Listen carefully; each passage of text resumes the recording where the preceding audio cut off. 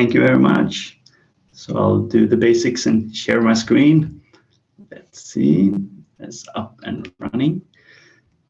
And there are my notes. All right, so thank you for a beautiful introduction, and thanks for the invitation to come and speak to you. It's, as always, it's a great honor to be able to come and share some experiences and hopefully discuss a bit with some of you and learn more of what you are doing as well. As mentioned, the title of the presentation is both from bachelor's and master's, but I'll focus mainly on the anatomy learning. So always the question is, who am I to say that this is something I know something about? VR in health, at least at our university, it's so new that none of us are real experts yet. But I've been doing it for maybe 5-6 years. Also, I'm lucky to be head of the Vitality Center of Children and Youth at the local university hospital here in Bergen. And what I'm going to talk mainly about today is what I do in my 20% assistant professorship at HVL, as we call it in short in Norway. So what I've been doing these last couple of years is mainly focused in health science, where I've had one large project that I'll mention afterwards, VR Walk, and also been lucky to be in the fun mixture of connecting computer science and faculty of health here locally. Also, being with the position I have at the hospital, I've been really close into clinical practice and implementing of VR especially in the focus of children and youth. So I decided to divide the presentation today up in 4 main areas. So we'll do a small sneak peek. That's more about how I personally got involved with VR. And then we'll head on to the anatomy part of it and do some small reflection afterwards about, okay, what now from pilots to the big scale, which we've been doing the last year. My first real experience with VR is back in 2017, where I were planning to do my master thesis and decided that I wanted to focus on gait training. So we had a couple of computer science students making this virtual environment, which we now call VR Walk. And we combined a treadmill in the lab up in, just beside here, and combined it with VR. And what I did in my master thesis was looking at the response on gait pattern of healthy individuals. So what we have now is pretty much a walking simulator or gait simulator with about 8 to 10 different tasks, which are founded in theoretical papers on motor and cognitive rehabilitation. It's 100% student-based, both development and evaluation. So it's been great fun, and I think we have about 14 to 16 students now on master and bachelor levels doing their thesis on this project. Furthermore, my main position up at the hospital, it's a bit slow on slides, but it's being head of the Vitality Center of Children and Youth. And we're extremely lucky. 2017, we opened 5,000 square meters, mainly focusing on physical activity and inclusion of children and adolescents. So we have the gym, swimming pools, and quite a few consultant rooms. And then in 2020, we opened what we simply call the VR room for children and adolescents. So we have 2 VR stations here in the middle. Then we have some gaming computers on our side of the room. And then in the end, in the background there, we have a break area, but also a consultant area. So room now, after 2 years of implementation, we see it as 4 main domains of usage. So we have social exposure therapy for adolescents at the psychiatric board. being exposed to different social settings in VR combined with cognitive speak therapy. We have physical exercise, my main interests, and we have social gaming. So we have about 75 to 80 employees at the hospital who have had the introduction to how to use the room and have access. And then all hospitals in Norway have to provide education for the patients when they are at the hospital. And then we also have quite a few teachers using the room, mainly using Google Earth or museum apps and those kind of things, also a lot in maths. So these are my main focuses within VR now. But what I want to focus on today is a couple of years with quite fun and interesting implementations of VR anatomy, understandably, given that we are also talking at 3D Organon's webinar. First, some background info, because our university is a bit challenging to implement new technology to, because we are quite divided. We have 5 campuses, and from Haugesund in south to Sogndal in north, it's about 4.5 hours drive by car. We have almost 17,000 students divided on 4 faculties. So we have, our real strength is that we have a lot of knowledge on different sciences, but our challenge is that we have a lot of the same educations on different faculties. Strengths sometimes, challenges other times. I mainly focus on the strengths. Within health and social sciences, you see we have quite a lot of students, almost 3,000 here in Bergen and around 300 to 700 on the different other campuses. That's interesting when we in the end return to implementation for big scale. 7 different bachelor programs, ranging from nursing to radiography. So it's a wide spectrum of focus, but one of the interests that really connect all of our programs is the interest of anatomy and physiology as basic knowledge to the courses. I'm not speaking on behalf of myself today. We have a lot of great people here at HVL focusing on anatomy learning. And I really want to focus on these 3 persons, Beate, Katrine, and Ivar, which really is the dream team for anatomy learning using VR at HVL. We've had great fun since we started piloting in 2018. For bachelor levels, I've chosen to focus on radiography as an example of how we have been doing this. And both on bachelor and master's levels, we have the same descriptions as you all do, as we see.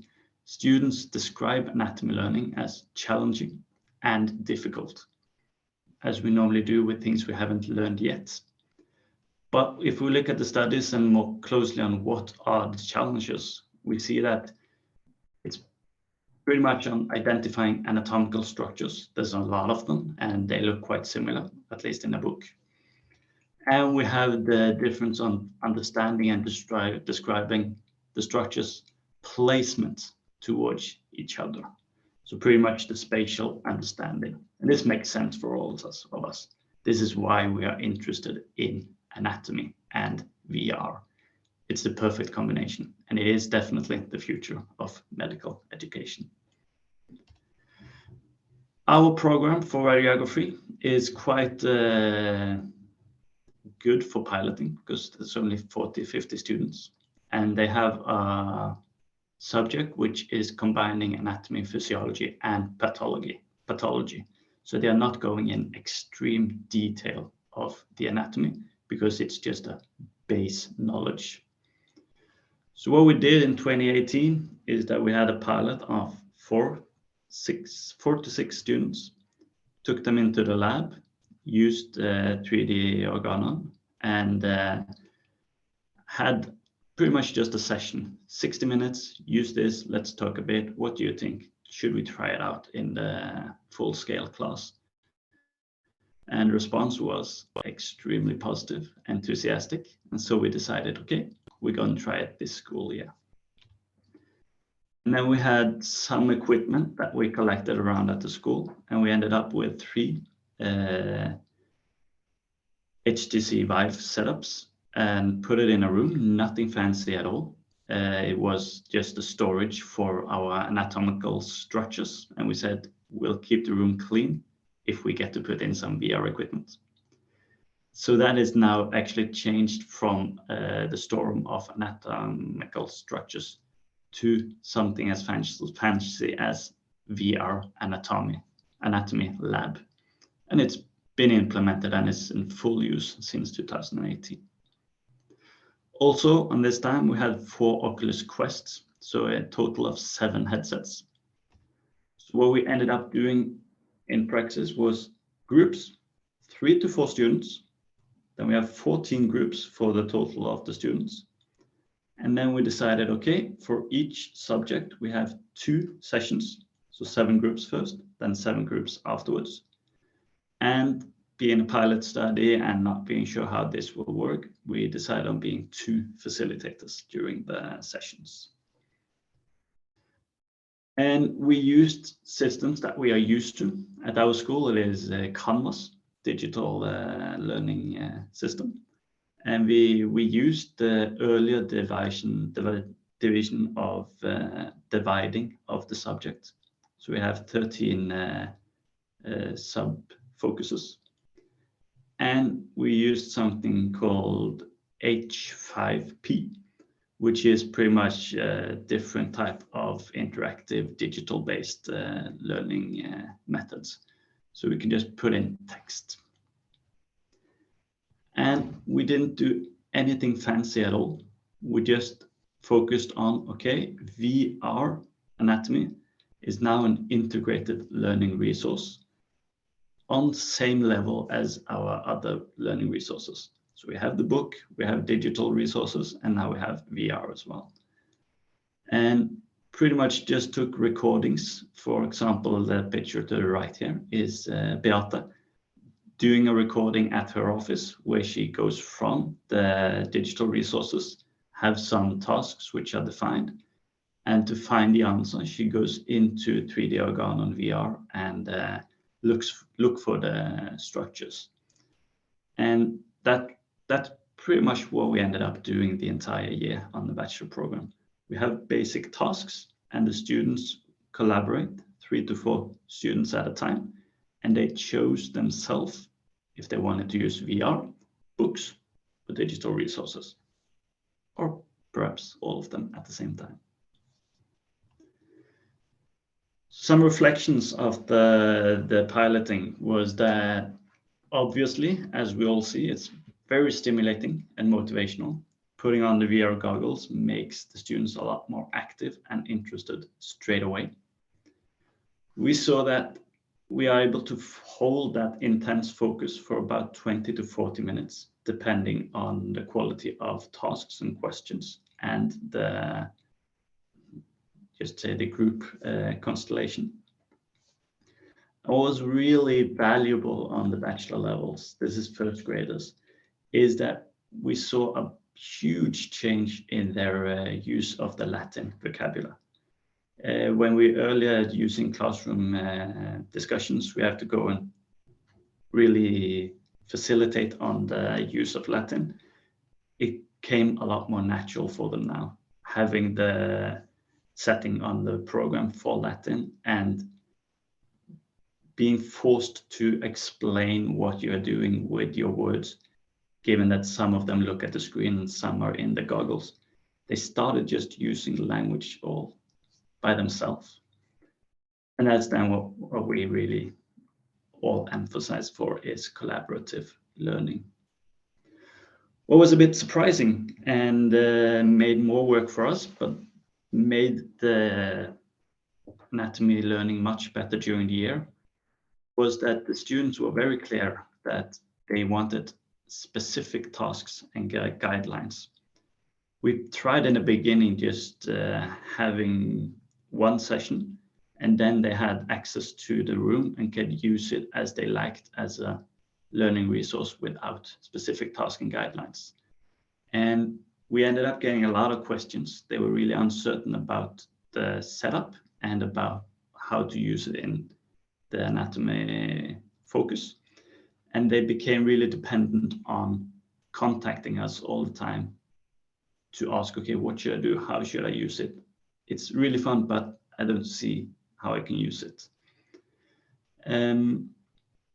So therefore we use specific tasking guidelines, and that's really what I would emphasize on first year students. Also, what is really good to see now is Beate has gone on to another university, but the focus on VR in anatomy at Radiography is still really well implemented now, 4 years later. With new lecturers and new teachers, they are still using it and they are changing it and making it their own. But we often see, as all of you probably know, put in a new digital resource, it's a big risk of losing it when you lose that one interested teacher. That's a great experience to see that it's still live and well. And then one jumped to quite a different focus on how to use VR anatomy. And that's an example from our master's program on midwifery. In Norway, this is a specialization or a master after a Bachelor of Nursing. So you can choose if you want to do 3 semesters and get the specialization, or you can do 4 semesters and get a full Master of Science. They have a first course on the masters, which is pregnancy, birth, and postnatal period, and a group of 25 to 30 students. So it's bearable. We can make it with 7 headsets. So what we did here is that we implemented 2 VR sessions in the course. The session 1 is navigation in VR, and number 2 is a medical simulation. So we have to be really clear on the aims and focus on the sessions, given that we don't have many sessions with these students. It's a very intense and short course. So session 1 is for familiarization, and it is to make the students really focused on collaborative learning.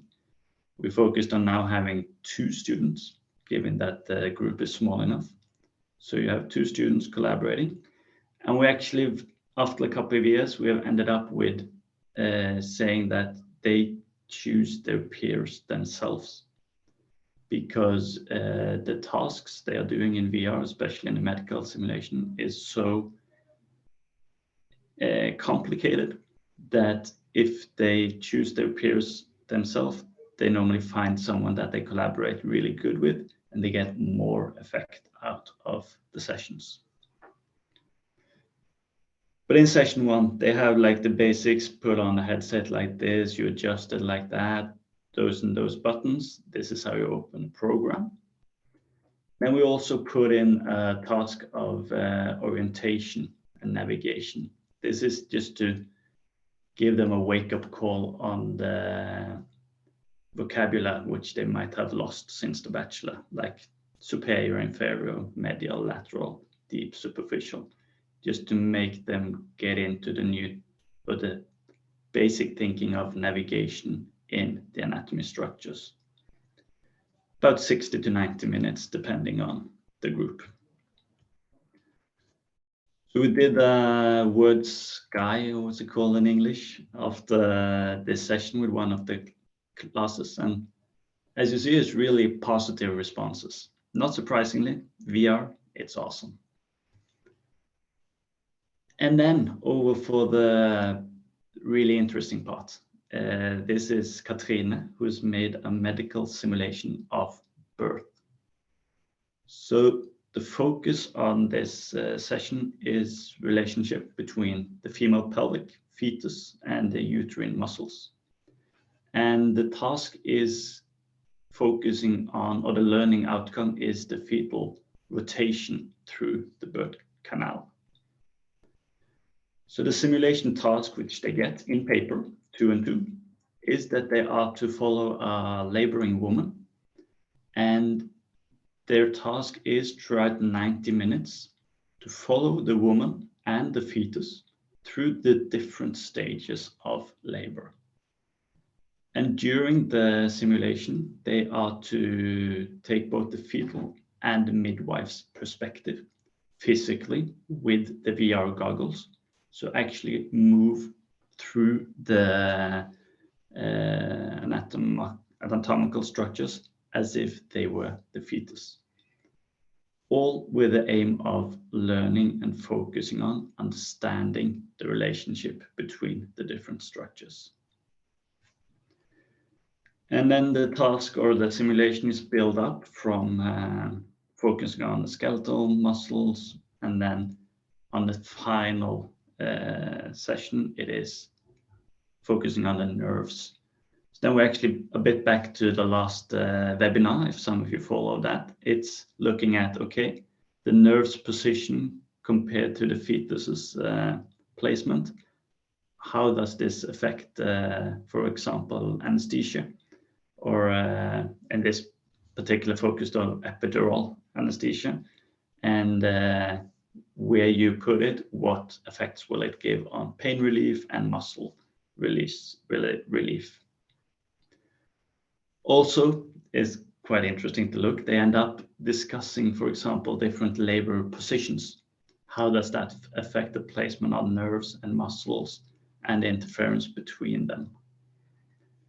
So about 90 minutes, both students are going through the simulation. So about 50, 60 minutes on the first one, and then the second round is a bit faster because they've already been through it, but they switch from being the reader or the VR facilitator.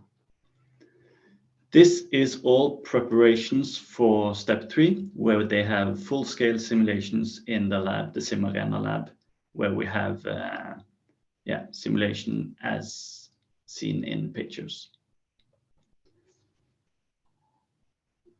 What is good looking at and reflecting on both on bachelor and master levels is that we've experienced, if you decide to put VR into your anatomical learning, you should be able to go from being a teacher to a facilitator. So we're just taking a step back, let the students engage in the tasks themselves, let them fumble a bit, do some mistakes before we go in and correct. And when we go in, we just go in and have a discussion. Ask, what are you doing? What are your plans here? Oh yeah, what did you find? And then we just follow the discussions and adjust them, compared to when you are in the lessons and we can just pour out on everything we know and hope that some of them didn't fall asleep. We've done some studies on the midwife students on results on the exams. They will be published soon. VR is quite, it's better results with VR than without. But I took some of the quotes, like the first one here. I have always just memorized, and I've always been told that anatomy must be memorized. Now I see that there is a logic, and I actually understand. And this is, we've heard it both from bachelor and the master students, and it's gold. And the other one, now I actually want to read or study. After lectures, I was totally confused and empty. And it's familiar. I know exactly how it feels. I guess most of us do. So it's quite fun when you end the VR session and the students go there, or they leave the session with new questions. But they don't feel like confused and, oh, this was intense. They're more like, oh, this I want to figure out. I go and look at the books. I'll read half an hour, because they are not exhausted in the same way as they are after lectures. We were lucky this last year. We were asked if we wanted to contribute to a book which Springer published now this winter. So there is a chapter on what I've been talking about now, but more in detail. And it's an ebook free of charge. So just Google it and you can read more. And here we also have contact info to the different, to Katrine, Beate, Ivar, and me. And the final bulk from pilots to big scale. And this is what I'm really working on now. And it's really intense, really fun, but challenging. Because 2018 and 2021, we have only focused on Bergen. We've had the small classes from radiography, occupational therapy on the bachelor's, midwife, physiotherapy on the master levels. It's been pretty bearable, 30 to 50 students, few sessions, maybe 1 to 8, 10 sessions, no biggies. And then we need to start to accept that we are 5 campuses. And we have some bachelor programs with many students. And we have a lot of master students, 13 masters at the university, only within health. 1-on-1, no problem, but the total logistics of it is quite big. Also, we are now moving away from only anatomy, and we have a lot wider perspective of VR into higher education. So as many else, we are going from dedicated labs with equipment, which is always up and running and easy to start using. And we are forced to go on over to more portable equipment, just for capacity reasons. Now we have 110 Pico headsets, and we have soon dedicated tablets to all of them. And for logistics on this, we have decided on using Manage XR, but we could use the implemented Pico MDM solution, and there are also a lot of others on the market. Don't know if we're going to use Manage XR in a year, in 2 years. We'll see what's the most recommended. But the beauty of this one is that, or of MDM solutions in general, is that you get to put the VR content in digitally. So we have access through web access, undependent on physical location. So we have our apps in here, and we are able to put up a lot of different configurations so that the teacher or the lecturer herself or himself doesn't have to be a technical, really technical competent. We can do it backstage. Also, this gives us the opportunity to choose updates depending on if we have programs which don't tolerate new updates. We can return to older updates on the headsets for that specific configuration. Also, given we are going big, we are lucky now to have dedicated resources focusing on technical and learning design focus on VR. And not many, but she is pretty much now focusing on e-learning courses for teachers. How do I start? What should I focus on? We also do workshops going around on 5 campuses and have just an introduction. And then also what we can do now is have one-to-one support when they are building up their new subject. So it's not a plan having support in the long run, but it's just in the beginning, your first subject, okay, what should I focus on? Also, we are building up a bank of demo apps where 3D Organon VR will be one of the massive ones. But we're also looking at other apps, and especially on medical simulations, which there are quite a few of. Finally, I'll just mention a couple of projects which we are doing, developing specifically for learning at HVL. For example, we have a couple of details on the anatomy of labor, which we were like these are really critical for midwife students, but that's a really small group. So we just developed something ourselves, which we can use until 3D Organon is on that in a couple of years, I guess. Hope we'll do it together. We have some projects focusing on communication in critical settings. So pretty much you find mistakes. Do the students react or do they accept? We have skill trainings, just basic medical simulations of different subjects. And we have, of course, my main interest of rehabilitation settings, which we put into the students and do more talkative discussions, what is relevant for my patients in my profession after these student studies. Yeah, that was me on speed. A couple of examples and hopefully some inspiration. And I'm really hoping for some good questions that I can't answer. Thank you. Lars, thank you for that for sharing your experiences and wonderful and providing that wonderful insight. Inspirational indeed. So I'm pretty sure, I'm confident that our participants, our viewers today, would like to. This is a great opportunity for any to direct any questions to you. So please, you guys who have been participating and viewing, please. Don't be shy, just direct any question. This is as best time as any to ask Lars, the experts, our partners, the experts in the field. So please feel free to shoot away any questions. And also, of course, just send an email later on if I figure out this was something I was thinking about. Anyone? Jonathan Fenn, can I have a copy of, is asking if you can have a copy of the recording for a colleague that couldn't attend. Of course, yes, we'll make sure of that. Thank you. We have your email. Fantastic. Yes, indeed, Jonathan.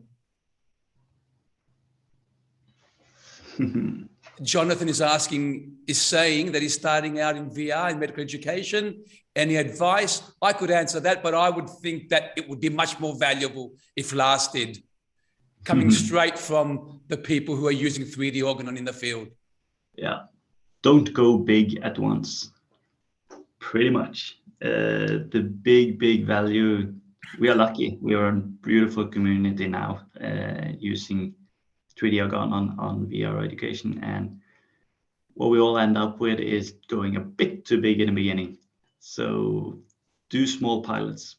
2-4 students or just a colleague and make a plan. I did that mistake. I went straight to 30 students as well at once. That was challenging. I concur. I couldn't agree more with Lars. And from my point of view, from coming from 3D Organon, we welcome and love this opportunity with institutions that are starting from scratch and need that information, need that friendly and responsible advice. And that's our job, to provide you with consultation. Start small, and we're here. We love taking institutions by the hand and growing, help them understand virtual reality and growing together. So we are always welcome to offer that consultation and work with you guys.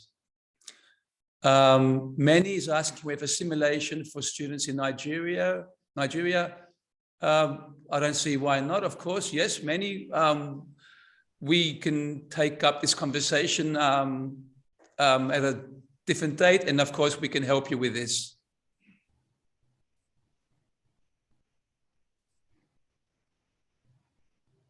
An anonymous attendee is asking, will you recommend 3D Organon in general? I'm not going to answer that. I think Lars can answer that one.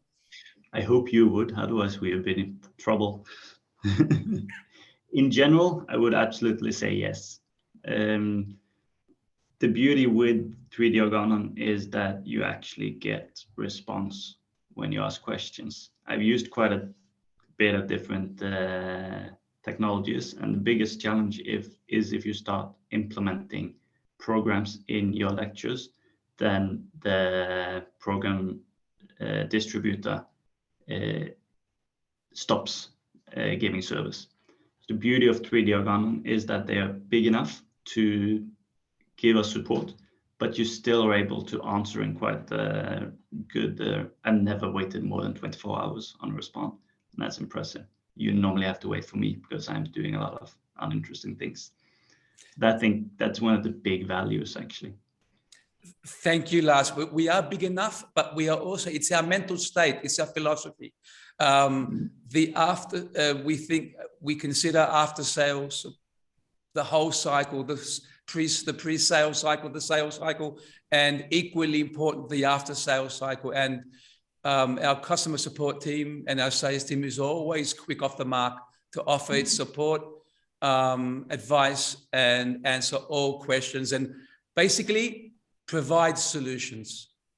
That's our business, to provide solutions to your issues.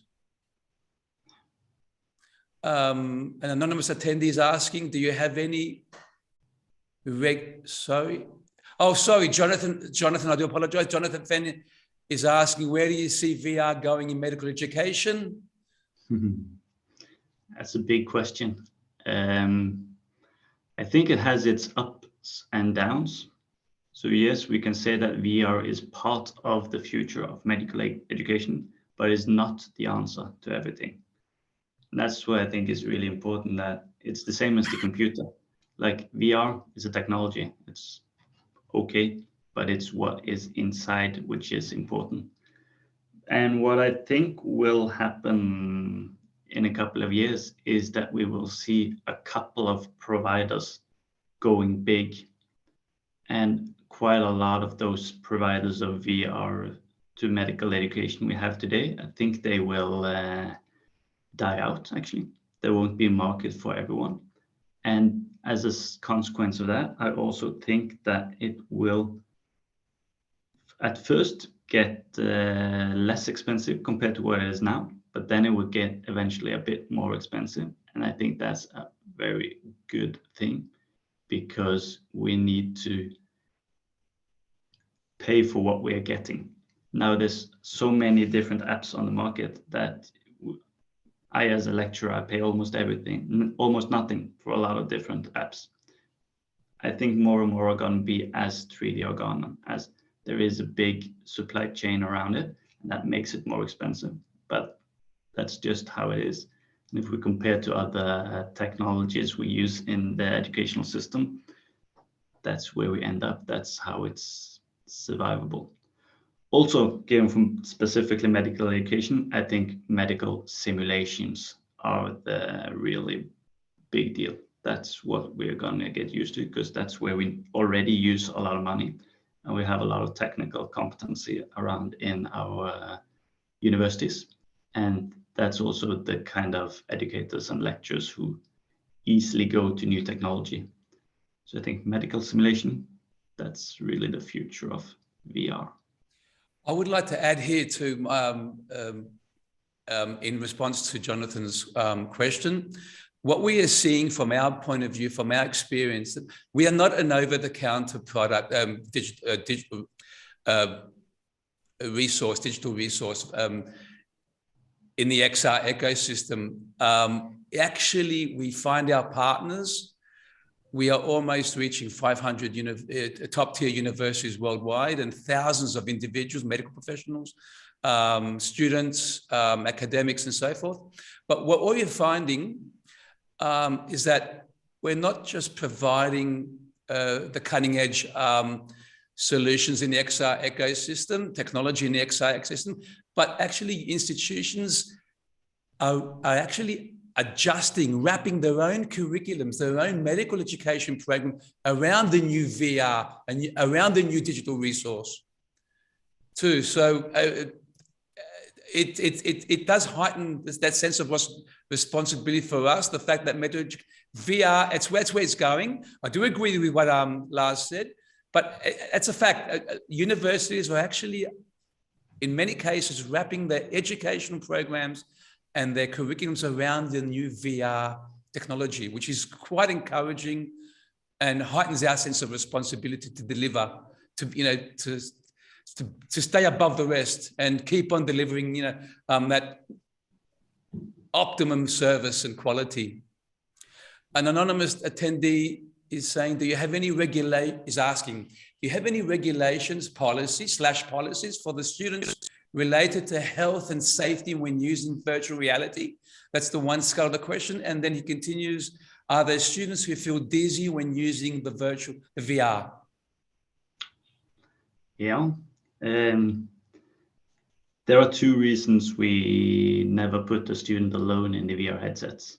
Number one, it's pretty much too many students, too little equipment. But the other one is really the safety. We always have a policy that when one student is using the VR, the other one is in charge of making sure that he doesn't collide with anything. And it sounds basic, but most classes experience that, okay, if you don't focus, the other student will get lost, will go into a table or something. So it's really basic, but it makes them focus on the safety aspects of it. For the learning, as for the treadmill, for example, we have a lot of safety issues and focusing on that in the development. That's the great fun. As for dizziness, yes, we have students who feel dizzy using VR, and that normally depends on, we have some students who just get too active. They end up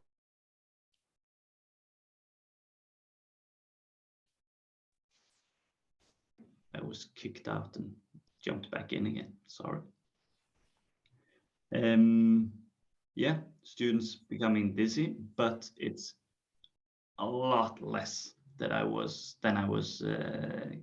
fearing in the beginning.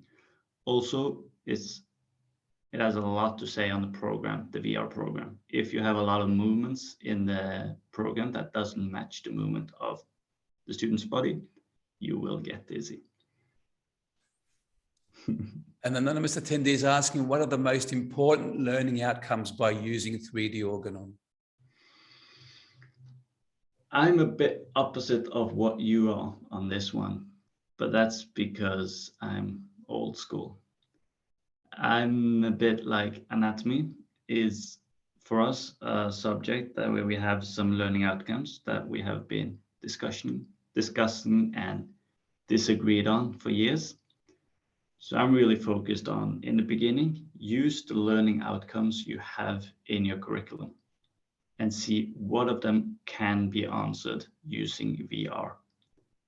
And then later on, when you're familiar with it, then you start adjusting and see, okay, I can actually have some learning outcomes that I couldn't have earlier. But in the beginning, just look at your learning outcomes in the curriculum and see what are relevant. Our main focus in the beginning was spatial understanding, because that's been a challenge for us using books for many years.